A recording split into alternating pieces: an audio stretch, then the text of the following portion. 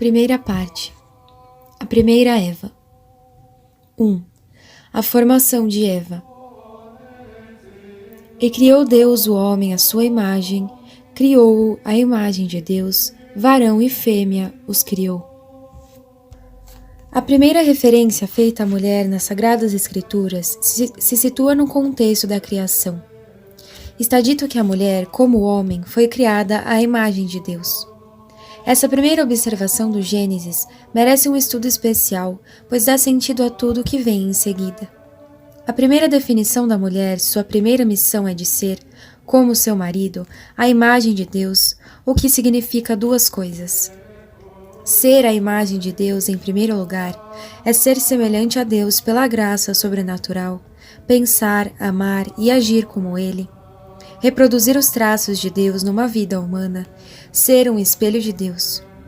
No entanto, se Deus criou o homem à sua imagem, se Ele quis fazer dele um espelho de sua própria beleza, é antes de tudo para Ele mesmo, para ter a alegria de encontrar em suas criaturas algo de sua própria bondade. Dizer que a mulher foi criada, como homem, à imagem de Deus, é, portanto, vê-la toda voltada para Deus. A missão fundamental da mulher é a de estar direcionada a Deus, de ser filha de Deus, causa de alegria para seu Pai, de ser espelho de Deus para a alegria de Deus. Logo, o primeiro dever que é dado à mulher pelas Sagradas Escrituras é o da santidade e o da vida contemplativa. Por outro lado, essa expressão implica para a mulher um segundo dever, o de ser a imagem de Deus, de ser um espelho de Deus para seu marido e para os seus filhos. Os esposos católicos têm de fato a missão de ser um para o outro o reflexo da vida de Deus, uma ocasião de santidade e um estímulo de união com Deus. Se cabe ao marido ser aos olhos de sua esposa um espelho de prudência e de estabilidade de Deus, cabe, sobretudo, à mulher ser reflexo da misericórdia e da paciência de Deus, o que nos permite imaginar o nível das relações que irão unir em seguida o homem e a mulher. Antes de falar de suas relações especificamente conjugais, Deus os apresenta vivendo em sua própria luz. Sua união mútua será nada mais que a consequência da união de suas almas a Deus. Finalmente, o tom especialmente solene deste versículo das Sagradas Escrituras é por si só uma lição. Varão e fêmea os criou. Com isso, o autor sagrado mostrava que a distinção entre o homem e a mulher não foi fruto do acaso, mas sim diretamente querida, promulgada e criada por Deus. Ela corresponde a um olhar e a um amor especial de Deus para um e para o outro. Qual foi, então, o pensamento de Deus? Qual foi o motivo dessa distinção? O texto do Gênesis nos revela em seguida. 2. A maternidade. E Deus os abençoou e disse: Crescei e multiplicai-vos e enchei a terra. O primeiro dever que é imposto ao homem e à mulher, unidos e abençoados por Deus, é o da fecundidade. Foi-lhes dito, em outras palavras, eu não vos uni para que olhem um para o outro, ou para que procurem seu próprio bem-estar. O primeiro fim da vossa união é a procriação. A primeira fonte da união do lar foi citada acima. Deve ser o olhar comum do homem e da mulher em direção a Deus. A segunda fonte dessa união virá do olhar comum em direção à criança por nascer. Toda a vida do lar encontrará sua ordem e sua vitalidade na consagração mútua dos esposos a esse fim primeiro. Quais foram as consequências para a mulher dessa ordem divina? Depois de ter apresentado Eva em sua vida contemplativa, Deus a define na sua relação com a criança que está para nascer. A vocação da mulher é a maternidade, seja ela natural ou espiritual. Nota: essa distinção aparece claramente à luz da vocação da nova Eva, a Santíssima Virgem Maria. Ela mobiliza todas as qualidades da mãe para a grande missão da transmissão e cuidado da vida. O ser todo inteiro da mulher está como que magnetizado pelo interesse do outro, pelo serviço de uma missão que ultrapassa seu entendimento. A vocação para a maternidade faz desabrochar a mulher, consagrando-a a um fim que lhe é exterior, seu filho.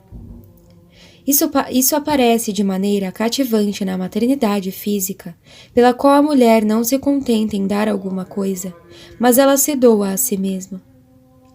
Ela gera seu filho do seu próprio sangue e o alimenta do seu leite, e desde o pecado original, ela põe às vezes até a própria vida em perigo na hora do parto.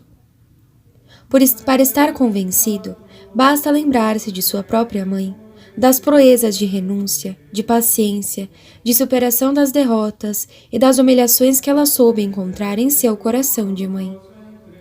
A vocação da mulher aparece, à primeira vista, como um dom de si, porque ela é uma obra de amor.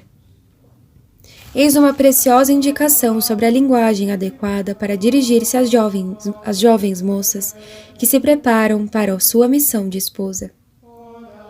A maternidade não deixa lugar algum para o sonho, o sentimentalismo e o egoísmo. Ela é, a todo momento, um esquecimento de si. Por este motivo, seria bom que a jovem aprendesse desde cedo a praticar essa lei da generosidade, principalmente pelas obras de misericórdia espiritual, educação, catecismo, apostolado e corporal, cuidado das crianças, dos anciãos e dos pobres.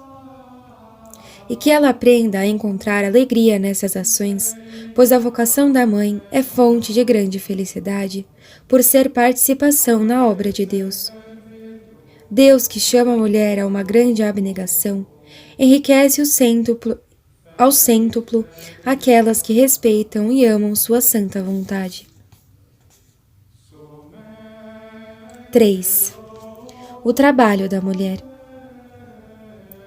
E sujeitar-se-á à terra, e dominai sobre os peixes do mar e sobre as aves do céu, e sobre todos os animais que se movem sobre a terra. Depois do dever de união a Deus e do dever da procriação, Deus estabelece uma terceira lei para a vida conjugal e, portanto, para a própria mulher, a do trabalho. De fato, não é suficiente dar à luz aos filhos, é preciso alimentá-los e cuidar deles. Para este fim, Deus colocou os minerais, as plantas e os animais a serviço do homem, para que sejam utilizados para o bem da alma. O trabalho que garante à família sua subsistência tem um grande papel na vida do lar. Obviamente, uma questão surge aqui. Deus deu o dever do trabalho ao homem e à mulher sem distinção? Convém a mulher trabalhar de igual forma que o seu marido? Vários textos nos permitem responder a esta questão tão delicada. Mas o versículo do Gênesis que acaba de ser citado dá uma luz sobre esse assunto. De fato, o dever do trabalho nos é apresentado aqui imediatamente após o da procriação e dependente deste. É então, olhando para o papel respectivo do homem e da mulher na obra da vida, que seus papéis respectivos aparecem no trabalho da família. Enquanto o pai é a fonte da vida, a mãe a acolhe, molda e desenvolve.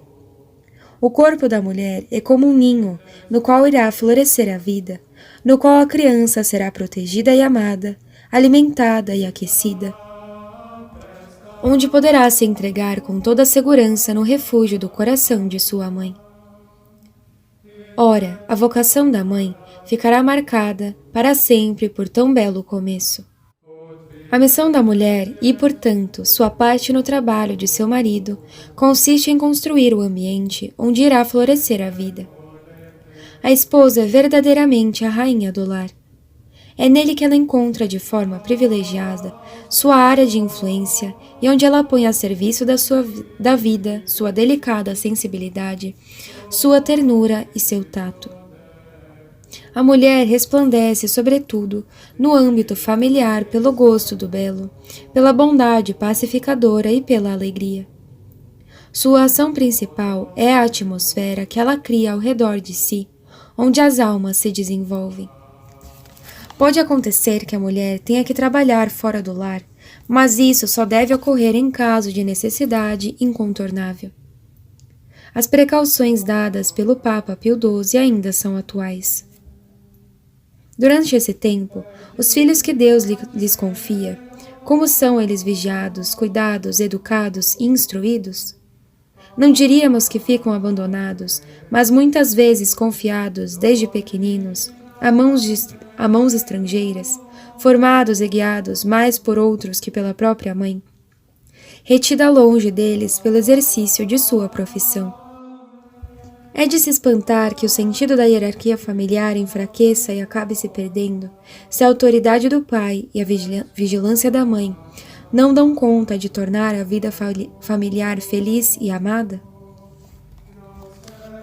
Deus deixou à mulher as dores do parto, o sacrifício da amamentação e da primeira educação dos filhos. Os melhores cuidados proporcionados por pessoas estrangeiras não valerão jamais as afetuosas solicitudes do amor maternal. A razão é bem simples. O que liga a mulher a seu lar não é fruto de uma civilização ou os caprichos de tempos passados. Está relacionado com a natureza mesma das coisas e a psicologia profunda da mulher. Não é uma verdade antiga e sempre nova, verdade que tem seus fundamentos na constituição física da mulher, verdade inevitavelmente proclamada pelas experiências do passado mais longínquo e pelas experiências mais recentes da nossa época de industrialização desenfreada, de reivindicações igualitárias, de concursos esportivos. Não é verdade que é a mulher quem constrói o lar e dele cuida, e que jamais o homem saberá substituí-la nesta tarefa? Essa é a missão que lhe é imposta pela natureza e por sua união com o homem para o próprio bem da sociedade.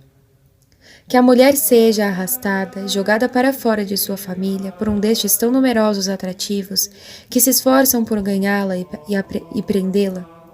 Ver-se-á a mulher negligenciar o seu lar. E o que acontecerá sem essa viva chama? O ar da casa se esfriará, o lar deixará de existir e se transformará em um refúgio precário de umas poucas horas. Será deslocado o centro da vida cotidiana de seu marido, o seu próprio e o de seus filhos. Isso significaria que a mulher deve ficar desocupada? O testemunho de muitas mães de família, dedicando-se com amor ao seu lar, é suficiente para responder que não. O modelo da mulher apresentado pelas Sagradas Escrituras não deixa nenhuma dúvida. Quem achará uma mulher forte? O seu valor excede tudo que vem de longe e dos últimos confins da terra. O coração de seu marido põe nela a sua confiança e ele não necessita de despojos. Buscou lã e linho e fez labores com a indústria de suas mãos. Ela é como o nau do negociante que traz de longe o seu pão. Ela levanta-se ainda de noite e distribui o alimento pelos seus domésticos e o sustento pelas suas criadas. Pôs a mira em um campo e comprou-o. Plantou uma vinha com o ganho de suas mãos. Cingiu seus rins de fortaleza e fortaleceu o seu braço. Tomou-lhe o gosto e viu que o seu trabalho fortifica. A sua candeia não se apagará de noite. Aplicou a sua mão às coisas fortes e os seus dedos pegaram no fuso. Abriu a sua mão para o necessitado e estendeu os seus braços para o pobre. Não temerá que venham sobre a família os rigores da neve, porque todos os seus domésticos trazem vestidos forrados.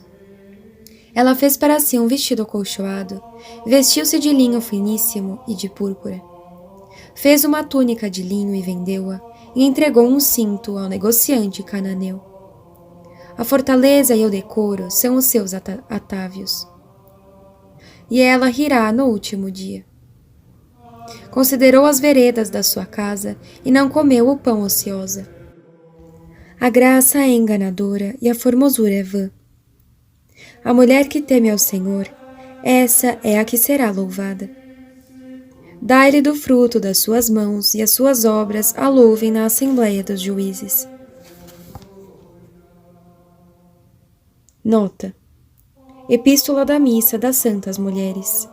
Em uma linguagem mais moderna, poderíamos escrever: a mulher deve ser ao mesmo tempo cozinheira, costureira, lavadeira, enfermeira, paisagista, jardineira, professora, motorista de táxi, horteleira, secretária e até mesmo contadora quando o marido está ausente. Por outro lado, encontramos no Evangelho uma justificativa muito bonita para o trabalho da mulher em seu lar. A nobreza e importância dessa dedicação aparecem justamente na profecia impressionante do juízo final. No fim dos tempos, nosso Senhor aparecerá e se sentará sobre o trono da sua majestade. Ele dirá solenemente aos eleitos: Vinde benditos de meu Pai, possuí o reino que vos está preparado desde a criação do mundo, porque tive fome e deste-me de comer. Tive sede e deste-me de beber. Era peregrino e recolheste-me, nu e me vestistes, enfermo e me visitastes, estava na prisão e foste visitar-me. Consideremos com atenção as atividades aqui mencionadas. Cozinhar, saciar, organizar uma casa e preparar um quarto, costurar, cuidar dos doentes. Não são estas atividades principais de uma dona de casa? E quem são os maiores beneficiados? Os menores e os mais frágeis. Qual é então o sentido profundo da atividade da mãe em seu lar? Na verdade vos digo que todas as vezes que vós fizestes isso a um destes meus irmãos, mais pequeninos, a mim o fizestes. A fé sobrenatural e a caridade dão aos serviços de casa uma nobreza e uma beleza, desconhecidas dos incrédulos, que é a causa de admiração dos anjos. Em outros termos, a primeira parte do Gênesis que faz referência à mulher, indica as 3 primeiras leis da vida conjugal: o dever da santificação, o dever da procriação e, enfim, o dever do trabalho. Porém, estes deveres são apresentados aqui como comuns ao homem e à mulher. Temos que nos transportar à segunda parte da criação para especificar o papel de cada um no lar. 4. A missão da esposa. Disse mais o Senhor Deus: Não é bom que o homem esteja só. Façamos-lhe um adjutório semelhante a ele. Um adjutório semelhante a ele. Essa rica expressão resume o pensamento de Deus a respeito da mulher casada. 2 palavras a compõem. A esposa é semelhante a seu marido e ela é uma ajuda. A semelhança entre o homem e a mulher foi manifestada de início pelo relato de sua primeira missão comum, a de ser espelho de Deus para a alegria de Deus e para o próximo. A mulher tem, assim como seu marido, uma alma espiritual e livre. Ela é filha de Deus pela graça sobrenatural e é chamada a colaborar com o seu marido na grande obra da procriação.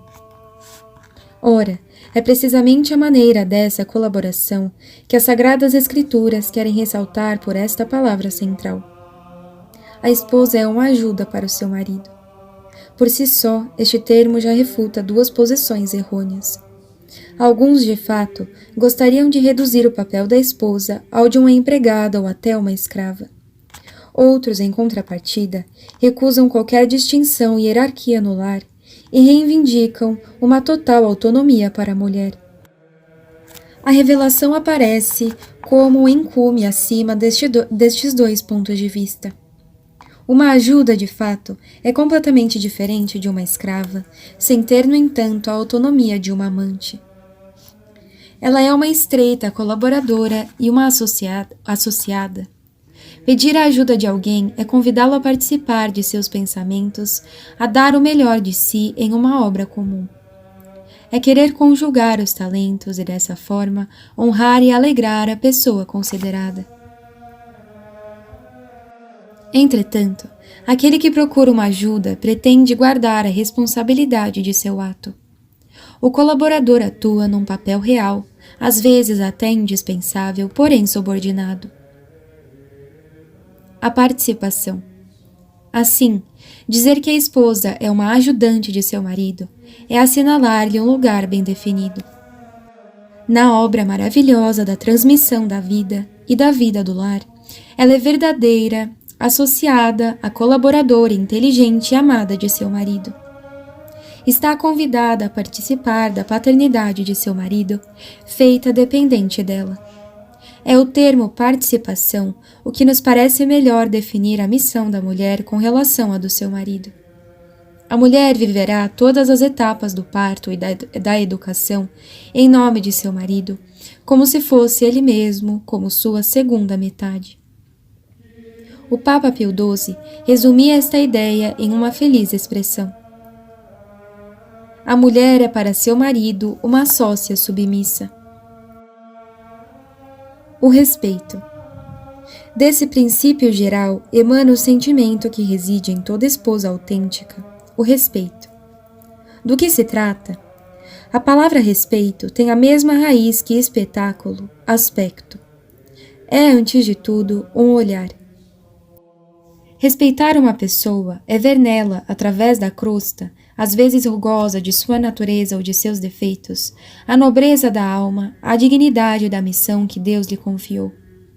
Respeitar seu marido é, então, para a mulher, reconhecer nele a autoridade de Deus, é ver nele o chefe da família e a fonte humana da vida. É admirar suas virtudes e utilizar seus dons para engrandecê-lo. Por outro lado, esse respeito e amor da esposa por seu marido devem, por meio de seu comportamento, resplandecer aos olhos dos filhos pela maneira de falar do pai quando está ausente, pelo cuidado que tem de relembrar aos filhos sua existência, pela atenção que tem pelas coisas que lhe pertencem. Em todas as circunstâncias, a esposa faz com que os filhos percebam que, por meio dela, é o pai quem comanda a casa, quem recompensa e quem castiga. Não vimos a Santíssima Virgem Maria dizer ao menino Jesus, quando o encontrou no templo depois de 3 dias e 3 noites de uma busca angustiada: Filho, por que procedestes assim conosco? Eis que teu pai e eu te procurávamos cheios de aflição. Ela deixava notoriamente a prioridade a São José. Diante das pessoas de fora, a esposa católica é particularmente vigilante em jamais criticar seu marido. E não seria inútil acrescentar que ela está obrigada a maior discrição em tudo que for relacionado à vida íntima do lar. Pelo casamento, a mulher foi chamada a participar da vocação de seu marido. Nesse ponto, ela constitui uma só pessoa com ele. Virou sua associada íntima, sua confidente, foi introduzida em seu segredo. Assim sendo, deve tapar com um véu de silêncio e de respeito tudo aquilo que se refere ao mistério da vida e à fecundidade do lar. Enfim, o respeito da esposa se manifesta de uma maneira muito concreta para com seu próprio marido. Longe de ficar com os ciúmes de sua missão de chefe da família e de seu lugar privilegiado, a esposa se esforça por engrandecer seu marido, por torná-lo melhor. Mais exatamente, ela aumenta sua autoridade moral, atraindo-o ao bem. Ela o apoia no seu papel de pai de família e nas suas obras. Dessa forma, a esposa se torna parte importante da felicidade e do sucesso de seu esposo. Frederic Leplay relata a este respeito uma característica da sociedade chinesa de seu tempo. Na China, escreve ele, quando um funcionário deu provas extraordinárias de zelo e de habilidade, o soberano não se limita a recompensá-lo. Ele concede ao mesmo tempo à sua esposa honras especiais. O documento que confere este testemunho da satisfação imperial evidencia em suas linhas que a mulher assim destacada prestou ao Estado um serviço eminente, proporcionando a seu marido uma vida feliz e duplicando por este meio as forças que ele pôde consagrar aos exercícios de suas funções. Essa influência benéfica da esposa sobre seu marido foi valorizada pelo próprio São Pedro. Igualmente, vós, mulheres, ensina ele, sede submissas a vossos maridos, para que, se alguns não creem na palavra, sejam ganhados pelo proceder de suas mulheres, sem a palavra, considerando a vossa vida casta e cheia de respeito. O primeiro Papa define claramente que a influência da esposa sobre seu marido não é a do ensino, o que seria o papel da autoridade. A mulher não é mãe de seu marido. Trata-se, na verdade, de um esplendor do exemplo, da influência de um espelho que transmite uma beleza de outra ordem. A pureza resplandecente. Outra passagem das Sagradas Escrituras exprime a força santificante da esposa em relação a seu marido. Ditoso o homem que tem uma virtuosa mulher, porque será dobrado o número dos seus anos. A esposa forte é a alegria do seu marido, derramará paz sobre os anos da sua vida. A mulher virtuosa é uma sorte excelente. Terá o marido dela satisfeito o coração, seja rico ou pobre, e o seu rosto ver-se-á sempre alegre. A graça de uma mulher cuidadosa deleita o seu marido, e o seu bom proceder infunde-lhe vigor até os ossos. É um dom de Deus uma mulher sensata, amiga do silêncio. Nada é comparável a uma mulher bem educada. Graça sobre graça é a mulher santa e cheia de pudor. Todo o preço é nada em comparação de uma alma casta. Vemos a insistência do autor sagrado na virtude que é a fonte do brilho de uma esposa sobre o seu marido: a pureza. Um homem entregue à paixão é um homem diminuído.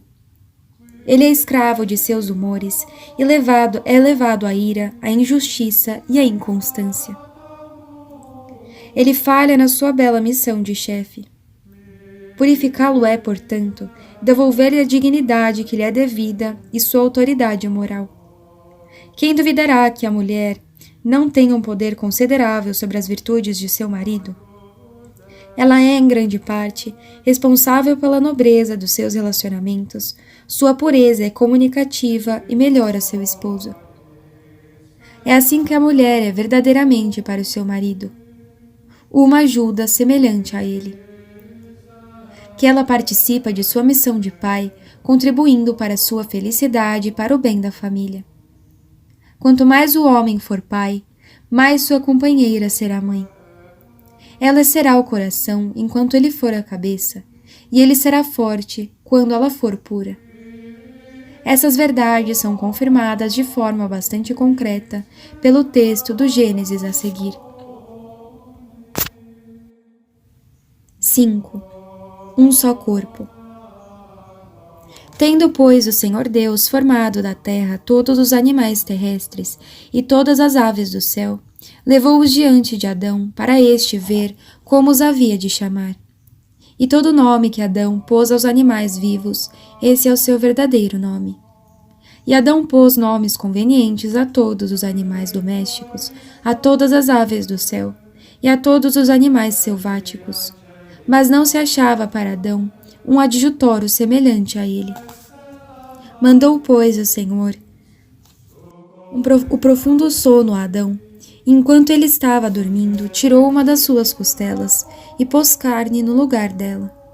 E da costela, que tinha tirado de Adão, formou o Senhor Deus uma mulher e a levou a Adão. E Adão disse: Eis aqui agora o osso de meus ossos e a carne da minha carne. Ela se chamará virago, porque do varão foi tomada. Por isso, deixará o homem seu pai e sua mãe, e se unirá à sua mulher, e os dois serão uma só carne. Esse relato mostra de várias maneiras a autoridade natural do homem sobre a mulher. Primeiramente, Adão dá um nome à sua esposa. Ora, dar um nome significa apoderar-se de uma coisa ou de uma pessoa e confiar-lhe uma missão. Além disso, o nome que Adão escolheu para sua esposa indica bem uma relação de dependência. Ela se chama Virago, porque foi retirada de vir, o homem. O seu nome lhe trará sem cessar à memória a sua origem. O fato de Deus ter querido tirar a mulher do corpo do homem indica bem essa intenção da providência. A mulher não é fonte de vida, mas ela a recebe. Mais uma vez, a missão da mulher é uma participação na do homem. Em contrapartida, outros fatores manifestam a relação muito especial que une a mulher a Deus e, portanto, a singularidade de sua missão. Por um lado, o Criador fez Adão adormecer num sono profundo. Este não participa em nada da formação de Eva. Ela não é sua criatura. Por outro, se o corpo da mulher veio mesmo do corpo de Adão, é Deus quem o forma e lhe dá a sua constituição física e a sua alma. A mulher, corpo e alma, é uma obra especial de Deus. Este coloca na mulher um olhar, um amor e uma intenção que são diferentes daqueles que coloca sobre o homem. Trata-se, na verdade, de uma vocação exclusiva da mulher. Portanto, essa diferença providencial entre o homem e a mulher pede uma complementariedade que é descrita de maneira bem concreta pelas Sagradas Escrituras. E os dois serão uma só carne. Não se compreende essa expressão apenas pelo contexto físico, mas sobretudo pela solidariedade e união dos esposos em todas as obras da vida familiar. O homem e a mulher hão de formar um corpo. Sua união terá a solidez que une os membros do corpo e será indestrutível como o próprio corpo. Essa é a origem da indissolubilidade do casamento, que pode ser comparado a um nascimento. O casamento dá à luz um novo ser, um corpo moral, sim, mas real. O homem e a mulher casados constituem um todo, uma unidade que não será rompida senão pela morte. Qual foi então a vida dessa primeira sociedade familiar? O Gênesis a revela por uma expressão muito simples que nos faz penetrar na intimidade de Adão e Eva.